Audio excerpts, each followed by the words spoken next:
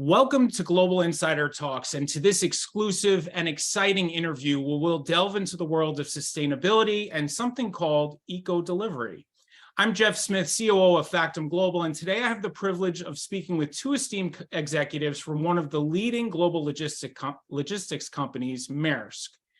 These individuals understand the urgency of the global climate crisis, as does their corporation. So if your job has anything to do with sustainability or your company's supply chain, pay close attention. Joining us today are Rebecca Dunn, Sustainable Product Manager on Maersk's Ocean team, whose primary focus is the eco-delivery product, which we'll get to in a minute, and Ross Pruitt, who's part of the business development team at Maersk and has responsibility for growth in the retail and lifestyle verticals. He's also regularly called upon as a subject matter expert on warehousing and distribution solutions. Ross and Rebecca, welcome. Hi, thank you. Thanks so much for being with us today. As an introduction, Ross, we'll start with a question for you, and that would be, would you please give our audience an overview, a brief overview of this massive company that you work for, Maersk, the size of its fleet, the number of employees, global locations, et cetera, to just demonstrate the vastness of your global presence as one of the premier global shipping and logistics companies. And tell us a little bit more about what's in those containers, that picture behind you, what's being moved around the world all day, every day. Wow, that's a big question, but thanks, Jeff, and thanks for having us to talk about eco-delivery. It's an important thing for us, and happy to talk about the company. We are a large company, been around a long time. 1904 is kind of when we came onto the scene, about 120 years ago. Since then, Maersk, you'll find us in about 130 countries. We've got around 110,000 employees, about 100,000 or so customers. So you'll see us predominantly in the ocean space. We have roughly around 700 vessels floating around the planet. And in terms of scale, on Maersk.com, there's kind of a fun factoid. We handle somewhere around 3 billion transactions a year. I mean, it's just mind-boggling, and that's all with respect to all things logistics, right? We're a big warehouse player. We've got about 75 million square feet around the world. I would say the other thing that you would see driving down the road is our terminals. We have 65 or so of those around the country, and we're about 3 dozen or so countries around the world. And all that's kind of neat. It definitely shows scale, but I think one of the things that we're here today to talk about, kind of segueing into that, is using some of that horsepower toward the environment. And we have, as a company, an ambition to be carbon neutral around 2040. And so we're just excited to be here to talk a little bit about that. Ross, thank you. And that's what makes us so excited to have you with us. We're a small international consulting firm that helps companies expand around the world. And so our audience members are going to wonder, how maybe can your company help them get their goods and from point A to point B around the world. So now, in terms of sustainability, Rebecca, Maersk has been at the forefront of this effort around the world in reducing the global ocean carbon footprint. And Ross alluded to the ambitious goal of being carbon neutral by 2040.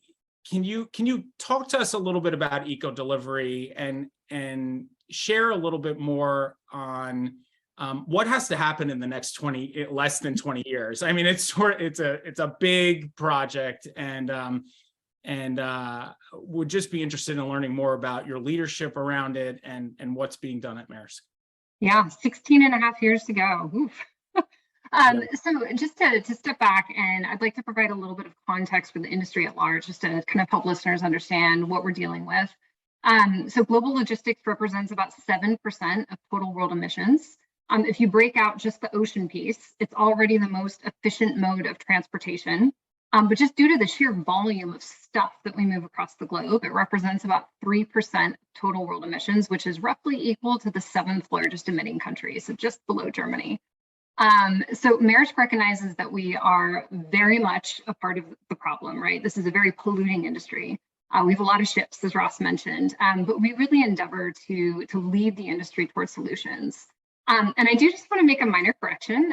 So both of you mentioned a carbon neutral goal, but we actually are not focused on neutralizing our emissions. We're focused on reducing them, and not just ocean, but across our entire business. So we do have a lot of work to get us to net zero by 2040 across our entire business. But we have done a lot to get us there already. We started back in 2008 with fuel efficiency improvements on our ocean fleet. We have since reduced the energy requirements by 40% per container since then. Yeah, it's a good start, but we know that we cannot save our way to zero. So, since then we have developed green products. The first one and the most mature product that we developed is Eco Delivery, as you mentioned. That was released to customers in 2019. We developed it in partnership with our customers as well. In a nutshell, Eco Delivery allows our customers to choose to ship their ocean products with green fuels instead of fossil fuels. So we're currently using 2nd generation biofuels. These are drop-in fuels.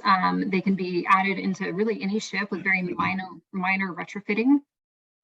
But in the future, we are intending to use those biofuels as a gap fuel because we are shifting over to green methanol. This is a very exciting time to have this conversation because the world's first green methanol enabled container vessel is joining our fleet at the end of this summer.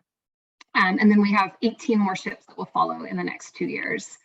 In fact, every single ship that we build from here on out will be able to run 100% on green fuels. One of the green fuels that we've identified. Where are those ships built? I know that's sort of a side question, but they're built all around the world, or are there particular sites where they're built? Yeah, we have our shipbuilding sites in Asia. Okay. Yeah. And I just now have 3D renderings of the ship, but there is a video out there. You can look it up on our website that shows it floating out of dry dock. So it's really exciting. But ocean's our legacy. As Ross mentioned, we've been in this business for over 100 years. But we are moving to become the global integrator of logistics. So we do have parallel decarbonization work streams in our air transit, rail, truck, warehousing, but we can talk about that in a later discussion. Yeah, and then we're seeing some good competitive products enter the market. Competition's great; it makes us all better. Yeah, and we invite the reduction in those prices once all that competition's there. Yeah, I'd imagine it would get there eventually. So from a logistical standpoint, are the ports around the world equipped to sort of help with this effort? Are they going to have the fuel to put into the ships? And we're only talking about the ports, obviously, but as an example, is this going to work practically speaking? I would imagine so, but would be interested in your thoughts. Yeah. So the supply is all there. But the maritime green fuel market is still very much in its infancy stage. So no, we cannot bunker green fuel at every port around the world. So what we do, because we do offer Eco Delivery to any customer on any trade lane. So the way that we do that, working within these kind of limited means as we build out more capacity, is a chain of custody model called Mass Balance. And to give an example, just to explain to users how that works.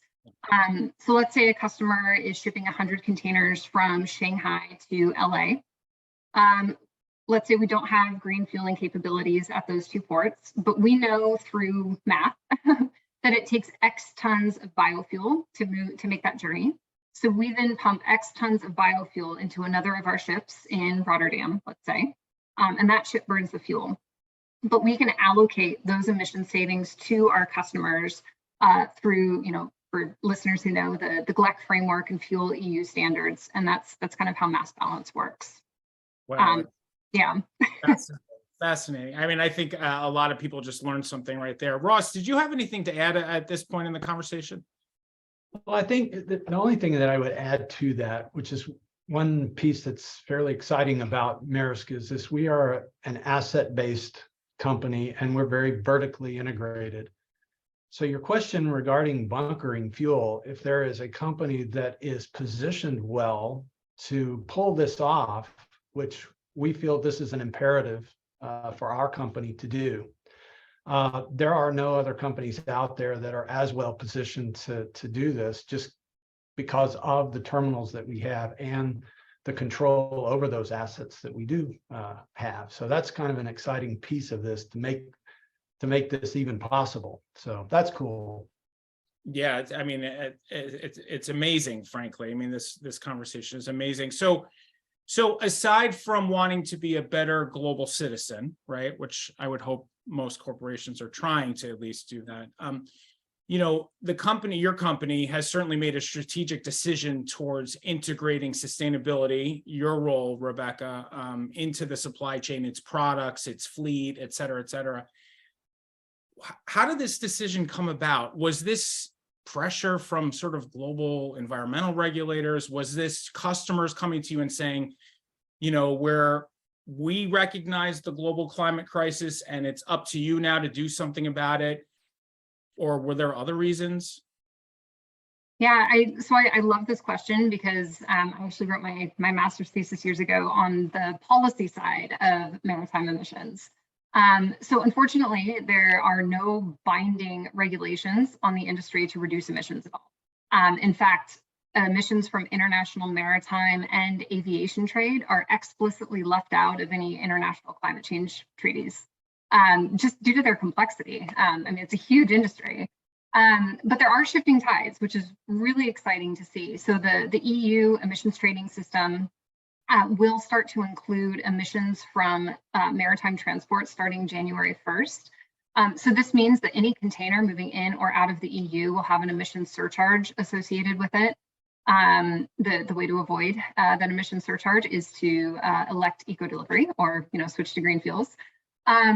So given the lack of policy levers in the past, really our drivers to fully incorporate sustainability into our business ultimately come down to our company's purpose and values, really our understanding of the science as well, and our stakeholder expectations.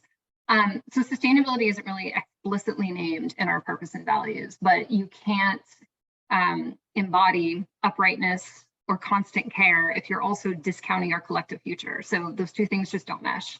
But on the customer side of things, we did develop eco delivery with in collaboration with many of our customers, but we're seeing year over year more demand for engagement and green products from our customers. In fact, 2/3 of our top 200 customers have elected either science-based targets or net zero targets, which are kind of the gold standard in climate targets. We're seeing now our customers have more and more climate ambitions embedded in executive level KPIs. And then there's also a growing body of research that shows that investors are really beginning to spend more in companies that are actively reducing their carbon footprint, and that consumers as well are also aligning their spending to their values. I saw one study last year that said that consumers are even willing to pay, some consumers, up to 10% more for products that they deem to be green. So reducing emissions is no longer just the right thing to do. It's also now a good business decision. Right, and it's really all across the entire supply chain. I mean, and Maersk is obviously very much a part of. So we're running out of time, and we could probably have this conversation for many more minutes here. But I want to give you a chance to maybe leave us with Maersk's long-term vision for a more sustainable shipping, cargo, logistics world industry, and what you're hoping to achieve as a more eco-friendly corporation and frankly a better global citizen. Yeah, so Maersk doesn't have a crystal ball. We don't know how all this is gonna shake out, but really our vision is, I think the biggest one right now for the long term is to really kind of disrupt this chicken and egg dilemma that's really hampering a lot of transitions to green. So an example of this using green methanol, the chicken and the egg is the suppliers weren't ramping up supply of green methanol because there weren't ships that could handle green methanol. Shipbuilders weren't building ships that can handle green methanol because there was no supply. So what Maersk has done is we've invested on both sides of this dilemma. We have long-term offtake agreements with 9 global green methanol suppliers across the world. And then we also have 19 green methanol ships on order. So our hope is to kind of bring those two things together and really make the transition a lot more accessible for the entire industry. It is our responsibility as an industry leader to do this. We're facing an incredible amount of inertia, right? 100+ years of operating on fossil fuels. And so it's a tremendous investment on our end. And we've had the great pleasure of partnering with a number of like-minded customers, and more are joining every day. But we do know it's a good investment in our collective future, really our collective grandchildren's future. And that investment should never be discounted. So. Most definitely. And Rebecca, thank you. And Ross, thank you for being with us today. We're going to have to leave it there, unfortunately. Ross, did you have any final words? It looked like maybe you had a final comment. No, it just, Rebecca said it very well. I mean, for us, the values that we have as a company, this whole notion of net zero by 2040, that's every employee's, we're all signing up for this. So it's our whole company is behind this effort, and it's going to work. That's great. And it really is. It's for our children and our grandchildren, and leaving the planet a better place than when we found it, where we found it. So we'll stop there.